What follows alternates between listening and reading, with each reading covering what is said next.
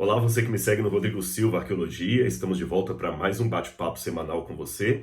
E não se esqueça, o pedido de sempre, se não é inscrito no canal, se inscreva. E se gostar desse vídeo, deixe o seu like e além do like, divulgue para os seus amigos a página.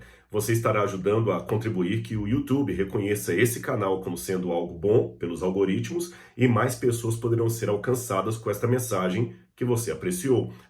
E um detalhe. Também é importante você acionar o sininho de notificações para sempre ser informado de todos os temas que a gente publica aqui, tá bem? E hoje eu gostaria de falar um pouco com vocês sobre o tema que, paradoxalmente, é o que mais me aquece o coração e, ao mesmo tempo, o que me gera mais questionamentos teológicos, se eu posso dizer assim. É o tema da volta de Jesus. Via de regra, quando você dá palestras em diferentes lugares, igrejas, universidades, auditórios, locais neutros, ou até num pequeno grupo, um bate-papo com uma ou duas pessoas, há algumas perguntas que de fato são localizadas, são contextuais, são próprias daquele momento, mas há outras perguntas que sempre se repetem, por isso que eu as chamei de via de regra. Elas sempre se repetem, com palavras diferentes, mas elas sempre voltam à baila. E uma dessas perguntas que as pessoas sempre me fazem é: Rodrigo, será que Jesus está perto de voltar? Na sua opinião, quantos anos ainda faltam para que Jesus possa regressar à Terra?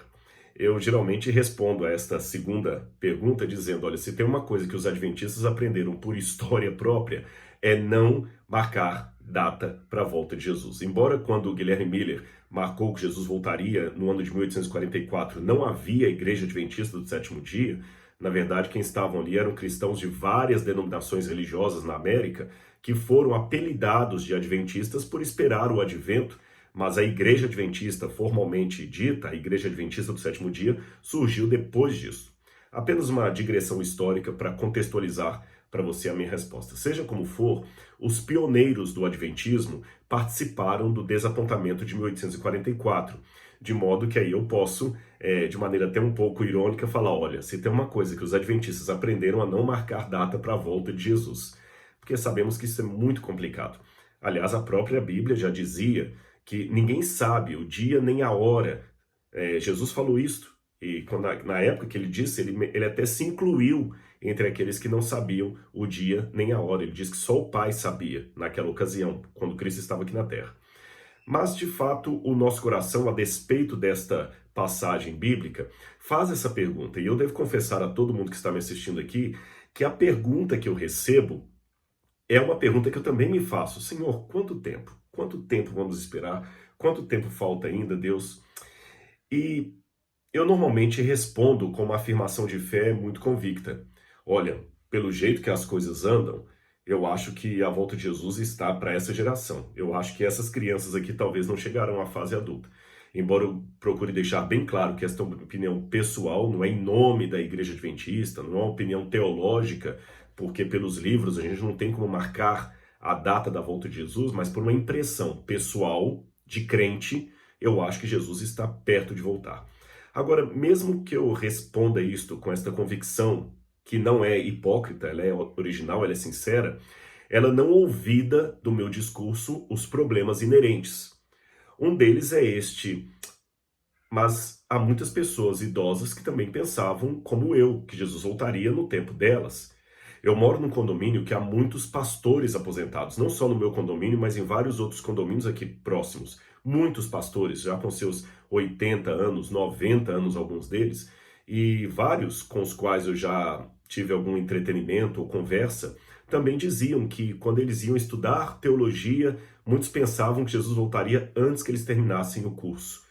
E agora muitos estão vendo seus companheiros morrerem, os seus professores não existem mais, seus pais não existem, eles mesmos já estão vivendo assim com bastante idade e Jesus não voltou. Quão perto é o perto? Quão próximo é o próximo em relação à volta de Jesus? Eu tenho aqui em casa, em minha biblioteca, um livro muito raro que eu guardo como uma preciosidade. Olha como é que o título dele está escrito: 12 grandes sinais da vinda de Jesus, ou da volta de Jesus. Esse livro foi publicado no Brasil por volta de 1930. 1930. É um livro bem antigo. Muitas pessoas que hoje estão idosas não estavam nem nascidas na época que esse livro foi vendido, ou se eram nascidas, eram crianças de 4, 5, 6 anos, no máximo, ali. E esse livro foi vendido por colportores em todo o Brasil. É um livro muito bem escrito para a época, com um português bem diferente do nosso, e ele é de autoria de Karl Heinz. E ele fala dos 12 grandes signais da volta de Jesus. Eu li esse livro todinho. E tem uma parte aqui que ele menciona, por exemplo, os sinais na natureza, depois os sinais na tecnologia, na ciência. Essa da tecnologia e da ciência é de se admirar. Tem uma aqui, por exemplo, que ele fala do grande rápido do século XX, e é uma locomotiva. Ele fala da surpresa do Zeppelin, né, do dirigível móvel, dos hidroaviões. Tem uma outra parte que fala até da eletricidade, das donas de casa agora poderem passar roupa com ferro elétrico. Mais ou menos uns 10 ou 15 anos depois que esse livro estava sendo vendido, esse aqui, foi inaugurado o programa Voz da Profecia, e eu ouvi várias vezes o primeiro programa da Voz da Profecia numa gravação que existe no YouTube. Eu lembro do saudoso pastor Roberto Rabelo dizendo ali: vejam, senhores rádio ouvintes, o divino rei do universo está para transpor o limiar do tempo, penetrando na história. Vejam o avanço da tecnologia e da ciência. Agora já podemos contar com dentes postiços. As mulheres podem ter agora um aplicador de cabelo, eu não sei o que é aquilo ali, e outras coisas que ele vai falando ali. Ele até fala assim: temos a maravilha do rádio, e o aparelho de TV já anuncia a sua inauguração. E o programa começava com o quarteto Arautos do Rei, na época o King Heralds, cantando Breve Jesus Voltará. Todos já morreram, e ele não voltou. Eu não sei quem foi a pessoa que vendeu esse livro e quem comprou pela primeira vez, porque eu adquiri esse livro num sebo. O nome do proprietário está aqui na capa. Quando ele comprou esse livro e leu, será que ele podia imaginar que esse livro, 80 anos depois, 70 anos depois, estaria na mão de uma outra pessoa, comentando sobre esse livro, uma tecnologia que eles nem imaginavam, Jesus não teria voltado? Hoje a gente fala muito também da pandemia que teve aí do Covid. Olha o que esse livro diz na página 79. As pestilências, seguidas às pegadas das fomes, têm também aumentado, havendo se tornado para grandes populações causa de profunda miséria. A epidemia da influenza espanhola, alguns anos atrás, arrebatou milhões de pessoas. A febre tifoide e outras epidemias têm periodicamente outros milhões, umas vezes na China, na Rússia e noutros países ainda. A civilização mais adiantada, a mais moderna ciência, parece incapazes de prevenir as ocorrências dessas terríveis epidemias, mesmo nos países mais desenvolvidos. Por isso o autor acreditava que Jesus estava para voltar naqueles dias. Mas hoje é um livro velho e ele não voltou. Aí eu fico me perguntando, será que eu não posso também cometer... É uma pergunta honesta que eu tenho que fazer. Será que eu não posso cometer o mesmo equívoco das pessoas que produziram, venderam e leram esse livro? Eu também estou aqui achando que ele vai voltar na minha geração, e será que daqui a 70 anos não haverá alguém pegando um dos livros que eu escrevi e comentando: olha, lá no ano 2020, as pessoas pensavam que Jesus ia voltar, mas é que eles já nem existem mais. Esses tempos atrás, uma pessoa me fez uma pergunta também muito interessante. Ela falou assim: Rodrigo, será que nós podemos estar equivocados? Será que a coisa pode ser de uma maneira como nós não estamos esperando? Eu digo isto porque quem estuda a profecia pelo método historicista sempre tem uma visão muito assim de vagões de trem de ferro passando por uma estação. Vem o primeiro cumprimento profético, depois vem o outro em sequência. Então, dependendo das estações, você sabe quão perto ou quão longe você está do destino final. Então, é como se a história fosse uma linha reta e você vai passando de estação a estação e vai mostrando a redução, né? Como se fosse, por exemplo, Belo Horizonte a 200 quilômetros, Belo Horizonte a 150 quilômetros, Belo Horizonte a 80, Belo Horizonte a 30 quilômetros. Então você sabe que está mais perto. Mas tanta coisa estranha está acontecendo e ao mesmo tempo tanta coisa que nós não prevíamos, Quem no ano passado, a esta mesma altura, podia imaginar que em 2020 nós passaríamos a maior parte do ano confinados em casa, usando máscaras, álcool em gel? Quem poderia imaginar isso? Lembra, o mundo estava avançando para uma situação completamente diferente em meados de janeiro, fevereiro e início de março. Quem podia imaginar? Então essa pessoa me perguntou, será que nós podemos estar equivocados e a coisa não ser como nós estamos esperando? Nessa sequência, pelo menos? Bom, quanto ao equívoco, eu tive que honestamente responder que nós sim podemos estar equivocados quanto aos detalhes. Muitas pessoas da Bíblia também se equivocaram. Paulo pensava que Jesus voltaria nos seus tempos, tanto é que ele disse assim, olha, com relação àquele dia, vai ser assim, assim, descrevendo a volta de Jesus, e ele fala, depois nós, os que ficarmos vivos, ora, quem escreve nesse tom, nós, os que ficarmos vivos, seremos arrebatados, ou seja, ele imaginava que ou ele, ou alguém da geração dele, iria poder ver Jesus voltando. E não foi assim. Já se passaram mais de 2000 anos. Antes de Paulo, mais ou menos 700 anos antes de Cristo, Isaías, quando Deus mostrou a vinda de Emanuel, Deus conosco, a criança que ia redimir Israel, Isaías falou até para o rei, olha, eis que a virgem, ou a moça, conceberá e dará à luz a uma criança. Isaías certamente pensou numa criança que estava para nascer naqueles dias. Ele não imaginou que ia esperar 700 anos para Cristo voltar. Mesmo Daniel pensava que o fim de todo o sofrimento, a entrega do reino aos santos seria para o seu tempo, tanto é que o anjo teve que explicar, não, Daniel, essa visão ainda é para dias muito futuros. Você vai descansar agora e fica tranquilo quanto a isso. Não se preocupe, não é para o seu tempo. Outro exemplo que eu poderia dar é Abraão, que no livro de Hebreus é descrito como alguém que morreu esperando a cidade cujo fundador e construtor, arquiteto, é o próprio Deus. Então até Abraão, mais ou menos 1800 a.C., 3.800 anos atrás, morreu aguardando a cidade para os seus dias. Ou seja, se esses heróis da fé, e heroínas também que eu poderia mencionar aqui, vários outros, morreram na esperança que a coisa ia acontecer no tempo deles, e eles eram inspirados, por que eu não estaria passivo do mesmo equívoco? Então, Rodrigo, quer dizer que é bobagem achar que Jesus vai voltar no meu tempo? Não, eu ainda não terminei esse vídeo. Fique comigo até o final. Eu fui à Bíblia Sagrada e procurei ver algumas coisas aqui.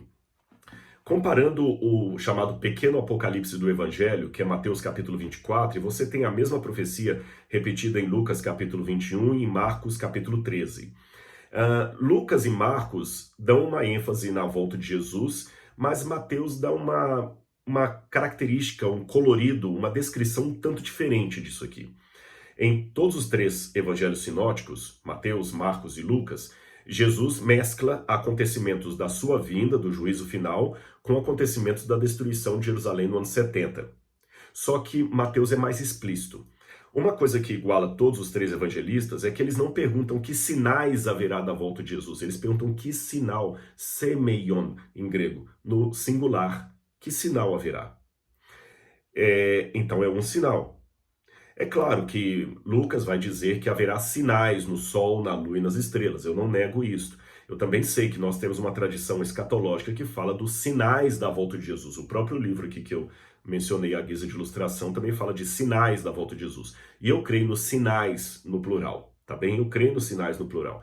Porém, parece que Mateus, de propósito, acentua não os sinais no plural, porém o sinal da volta de Jesus, como se fosse um. Por que Mateus faz isso?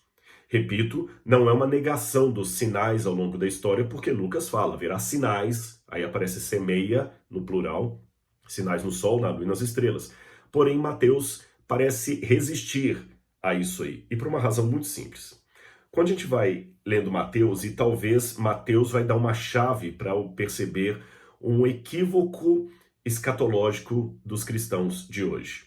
Se você tiver uma Bíblia, abra comigo em Mateus capítulo 24. Jesus estava no templo, você sabe isso, e no verso 2 ele fala que as pedras do templo seriam derrubadas. Aí no verso 3, os discípulos se aproximam dele em particular. Foi apenas João e Pedro e André, que estavam entre esses aqui, e lhe pediram, diga-nos quando estas coisas vão acontecer e que sinal haverá da tua vinda e do fim dos tempos. Jesus respondeu, tenham cuidado para que ninguém engane vocês, tá bem? Porque muitos virão em meu nome dizendo, eu sou o Cristo. Enganarão a muitos. Vocês ouviram falar de guerras e rumores de guerra. Fiquem atentos, mas não assustem, porque é necessário que assim aconteça, mas ainda não é o fim. Interessante, aqui em Mateus, Jesus mostra as guerras, os falsos profetas, mas ele diz, o sinal de que eu vou voltar não está aí. Ainda não é o fim. Depois ele começa a falar de novo. Levantará nação contra nação, reino contra reino, haverá fomes, terremotos em vários lugares. Lucas acrescenta pestes, epidemias. E Jesus fala, porém estas coisas são o princípio das dores. E é interessante que a expressão princípio das dores aqui dá a entender dores de parto. E tem toda uma teologia de explicitar o tempo messiânico final escatológico do fim, como sendo dores de parto, uma mulher que está a ponto de dar à luz. Mas isso eu falarei numa outra ocasião.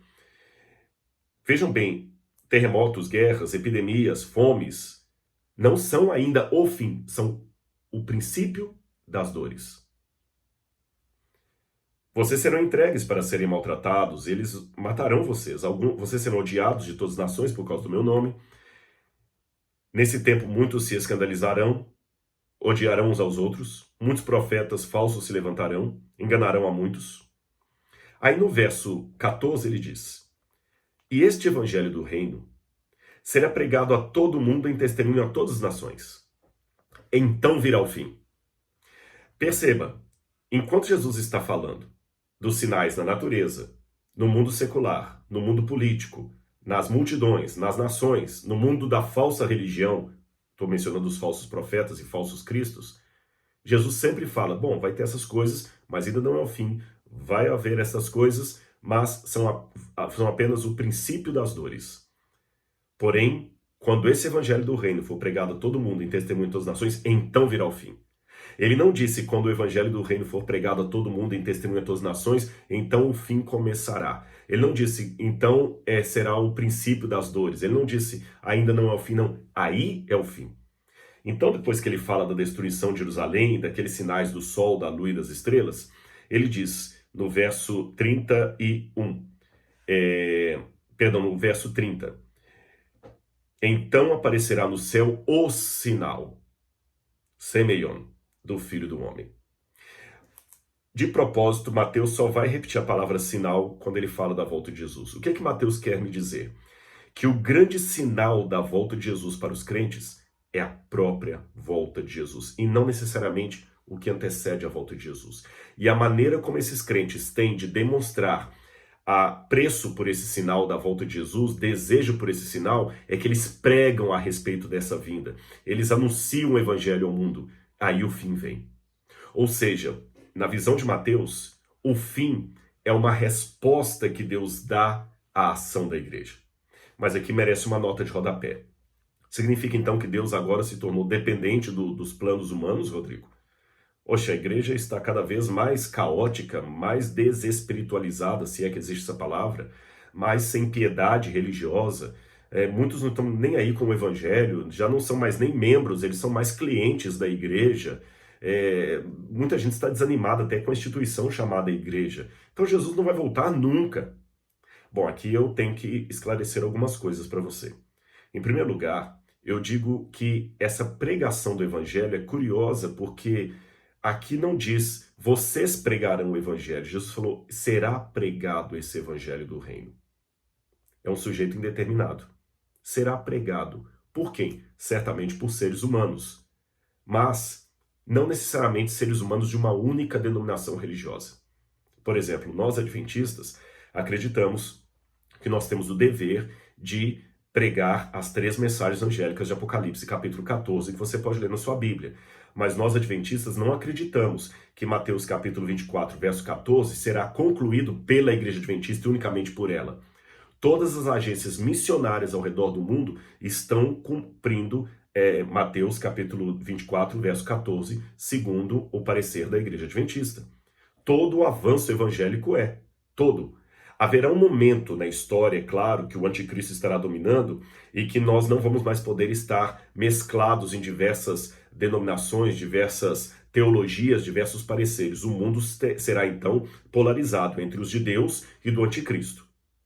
Aí é uma outra história, um outro contexto. Mas até que esse momento em que o mundo esteja polarizado entre os de Deus e do anticristo, até que esse momento chegue, concretize, hoje eu não posso ter uma arrogância teológica de achar que só os meus estão pregando de Jesus. Eu sei que você talvez seja adventista e pensa diferente, mas não é o pensamento teológico da igreja, tá bem? O evangelho será pregado por todo mundo, até as pedras. Jesus falou que elas podem clamar. Se os filhos se calarem, as próprias pedras clamarão. E mesmo que eu tenha dito, e repito, que o evangelho será prioritariamente pregado por seres humanos usados pelo Espírito Santo, isto não impede de, vez ou outra, o próprio Deus aparecer para alguém e pregar diretamente para uma pessoa. O caso clássico é o de Paulo, que não foi nenhum missionário que atingiu Paulo, foi o próprio Jesus que apareceu para ele no caminho de Damasco e o converteu. E há também casos em que um anjo aparece. Nós temos casos, por exemplo, de pessoas muçulmanas que procuram a igreja porque tiveram um sonho com um homem vestido de branco que se chamava Issa. Issa em árabe é Jesus, e ele mandou que esse pessoal procurasse os cristãos. Tem muitos casos desse aí na Janela 1040. Ou seja, meu irmão, não posso agora cair na arrogância espiritual ou teológica ou missiológica de achar que Deus está esperando pelo Rodrigo. Não. Tá bom? Uma vez, tem uma historinha que alguém conta, ela é um pouco jocosa, mas eu vou contar para ilustrar aqui para você. Uma vez um marido virou para a mulher e falou assim: olha, eu vou sair e vou beber com os meus amigos, com ou sem sua autorização. Ela falou: tá bom, pode ir. Mas aqui em casa hoje eu vou namorar, com ou sem a sua participação. Perceberam? Em outras palavras, Jesus breve voltará e a volta de Cristo está atrelada à pregação do Evangelho. Mas isto não significa que ele vai ficar esperando por mim, porque Deus já está levantando pessoas para pregar o Evangelho. E Deus não trabalha com multidões necessariamente. O Apocalipse é a chave da resposta. Lá fala que o povo de Deus, no finalzinho do último tempo, no último segundo do jogo, o povo de Deus é chamado no Apocalipse de o resto da descendência da mulher, o restante. Então serão poucos, não serão muitos. Deus precisa apenas de uma queixada de jumento para, na mão de Sansão, destruir um exército de filisteus. Só uma queixada de jumento. Deus precisa apenas de uma morte na cruz para redimir toda a humanidade. Deus precisa apenas de um grupinho de pessoas imbuídas do batismo com o Espírito Santo, com a chuva serôdia, para terminar a obra. E isto acontecerá com ou sem a sua participação. Por isso eu não posso ficar com arrogância. Agora, tudo bem, Rodrigo, entendi isso, mas vem cá, e o que eu faço com os sinais? Jesus falou que eram os sinais da breve vinda dele. Eu tenho aqui um dos meus livros de dicionário de grego, esse é um dos melhores dicionários de grego do mundo, do Kittel, insuperado até hoje. Tem vários volumes, eles ficam ali atrás de cor azul, acho que aqui você pode ver aqui. São 10 volumes, esse aqui é um deles, olha a grossura. E eu fui pesquisar um pouquinho sobre a palavra semeion, em grego aqui. E uma coisa que me chamou a atenção é um dos verbetes que tem mais páginas aqui, é sobre o semeion, são mais de 40 páginas. E ele fala como é que o semeion, sinal, é usado no mundo grego, no mundo, como correspondente dos termos hebraicos como ot e outros mais que eu poderia citar. E eles falam que é difícil precisar numa linha o que significaria sinal, mas uma coisa os autores do dicionário perceberam, que toda vez que a palavra semeion acontece, especialmente no Novo Testamento, ela sempre implica numa responsabilidade humana em face daquele sinal. Em outras palavras, o sinal pode ser um lembrete. E se o sinal é um lembrete que implica numa responsabilidade, seria mais ou menos assim o que o dicionário está dizendo. Eu vou simplificar para você. É como se eu colocasse assim na geladeira ou no próprio celular um lembrete assim: dia 3 vence a conta de luz. Então, quando eu amanheço, vou abrir a janela, a geladeira, hoje é dia 3. O que eu tenho que fazer? Se o lembrete está ali, eu tenho que pagar a conta de luz, senão vão cortar minha energia. Um lembrete sempre implica numa responsabilidade, numa resposta. Talvez foi por isso que Jesus deu sinais sempre lembrando da brevidade da volta dele.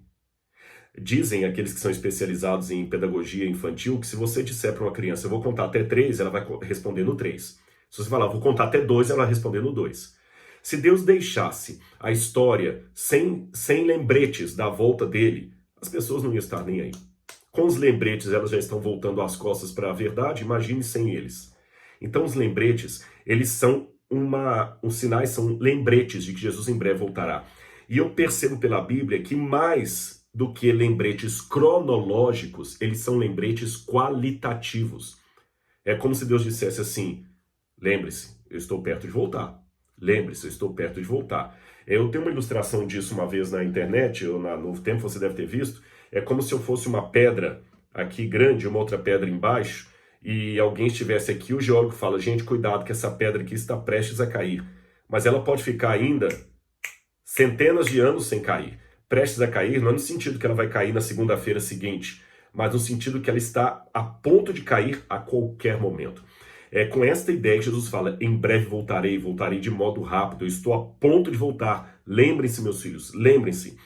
E não anula o lado cronológico, mas o amplia para uma atitude mais qualitativa. É um tempo de qualidade, mais do que de brevidade de relógio.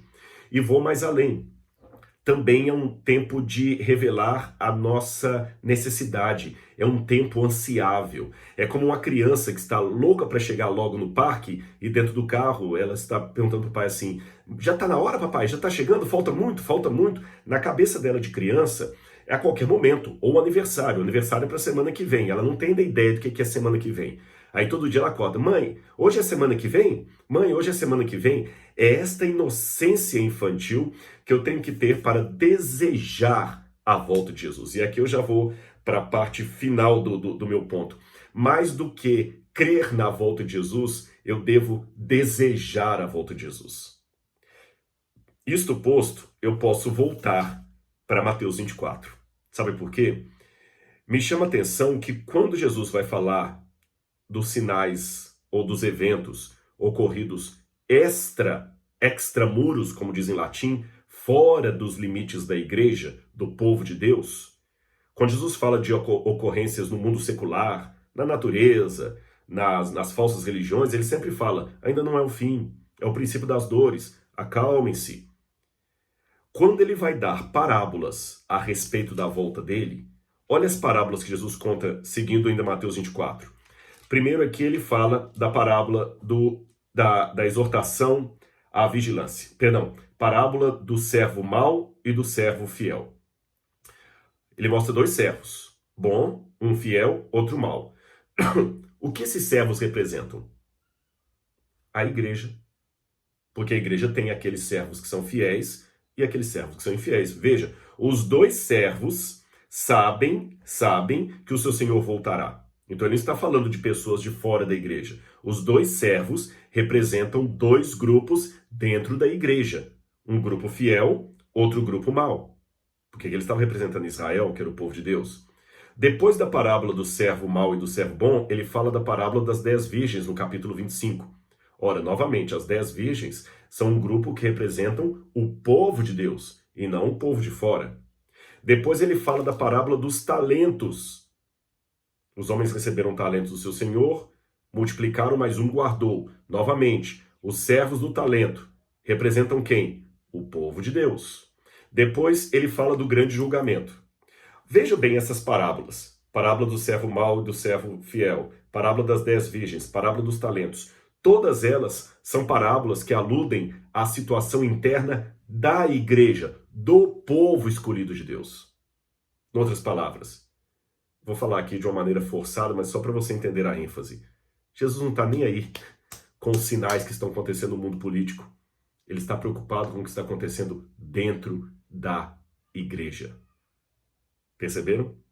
Quando ele foi dando sinais em relação ao mundo secular, não é do tempo, princípio das dores, acautelem-se, observem. Quando virem essas coisas acontecendo, ergam a cabeça. Agora, quando ele vai falar da volta dele mesmo, da exortação, aí as parábolas são todas relacionadas ao que acontece dentro do povo de Deus. E antes que alguém pergunte, Rodrigo, mas e a parábola da figueira, também é o povo de Deus? Aqui sim, mas está falando da destruição de Jerusalém. Tá bom? Da destruição de Jerusalém. Agora, quando ele fala da preparação, é sempre dentro do povo de Deus. Em outras palavras, meus irmãos, eu tenho que aguardar e ansiar a volta de Jesus. Ansiar, desejar a volta de Cristo, porque ele pode voltar a qualquer momento. E eu sei que tem um argumento que muitos usam, mas eu confesso que eu não aprecio muito esse argumento. Pode até ser que eu tenha usado alguma vez. Quando alguém fala assim, tá, mas vem cá, cuidado, porque você não sabe que dia você vai morrer. De repente a volta de Jesus pode demorar 50 anos, 100 anos para acontecer, mas você pode morrer amanhã. Então se prepare hoje. Aí contam geralmente uma história de alguém que saiu da igreja e morreu num acidente, gritando que estava fora da igreja. Eu confesso que didaticamente esse argumento ele não faz muito o meu coração, sabe por quê? Porque, tá, então a ideia é o seguinte, eu morri, aí eu me perdi e quando Jesus voltar nas nuvens do céu, eu não vou para o paraíso, eu vou para o lago de fogo e enxofre. Mas aí que tá. Eu não acho que o céu é para quem tem medo do inferno. O céu é para quem quer viver ao lado de Deus por toda a eternidade. Se eu começar a usar o inferno como argumento para que as pessoas desejem ir para o céu, eu acho que a minha tônica evangelística está errada. O lago de fogo e enxofre não é colocado na Bíblia como uma coisa assim, cuidado para não cair lá. É mais como uma coisa de assim, olha gente, eu quero evitar que vocês vão para cá porque eu amo vocês. Repito, o céu não é para quem tem medo do inferno. O céu é para quem quer viver para sempre com Deus. Porque se você vai para o céu apenas para não ir para o inferno, o céu vai virar um inferno para você. Porque imagine você estar por toda a eternidade com um Deus que você não ama. Imagine. É como você estar para sempre casado com alguém que você não tem a menor simpatia, não tem o menor sentimento pela pessoa. Não faz sentido isso. É uma tortura. Uma coisa que era para ser boa, o paraíso, se torna uma desgraça. Porque ali vai ter um monte de coisas que você gosta e não vai ter. Ali não vai ter pecado. Ali não vai ter orgia, não vai ter promiscuidade, não vai ter nada desses prazeres da carne que muitos aí acentuam tanto. E lá vai ter Deus. E se você não gosta de Deus, o céu vai virar um inferno. Deus não levaria para o céu pessoas descontentes com a eternidade espiritual ao lado de Deus, senão ele estaria facilitando uma nova rebelião, um novo Lúcifer, uma nova queda.